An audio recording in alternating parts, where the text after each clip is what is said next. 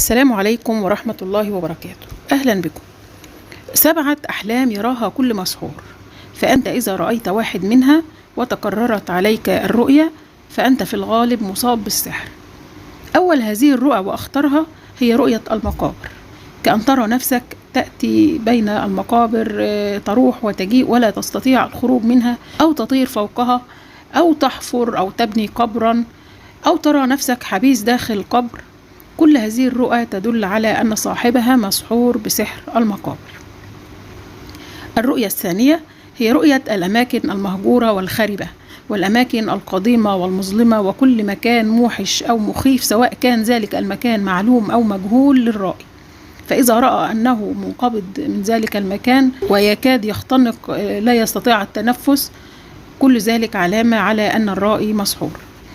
الرؤية الثالثة هي رؤية صريحة يسخرها الله تعالى للرائي، فيرسل له في المنام من يخبره بأنه مصاب بالسحر، أو ينبهه أن هناك من سحره، وقد يخبر باسم الساحر أو الشخص الذي صنع له السحر، وهذا من فضل الله تعالى وتسخيره.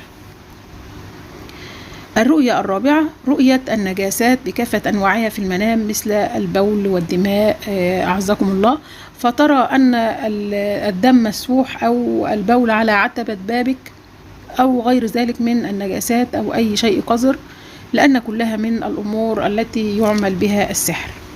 الرؤية الخامسة هي رؤية العقد والربط والقيد، وكل شيء فيه تقييد وتكتيف للرائي، أو ترى نفسك مربوطا ومقيدا، ومن استطاع فك هذه العقد وحل القيود فذلك يدل على فك السحر بتقادم الزمن أو انتهاء وقته، لأن كل سحر مربوط بزمان ووقت معين ثم ينتهي أو يتجدد إن جدده الساحر.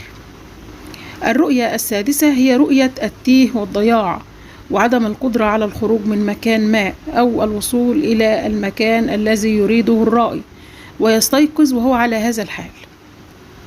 الرؤية السابعة هي رؤية 5 حيوانات بكثرة في المنام، بشرط أن يكون جميع هذه الحيوانات لونها أسود، ذلك يدل على السحر. وهذه الحيوانات هي من خدمة السحر التي يرسلها الساحر على المسحور ليفعل سحره ويباشره على الشخص الذي قام بعمل السحر له.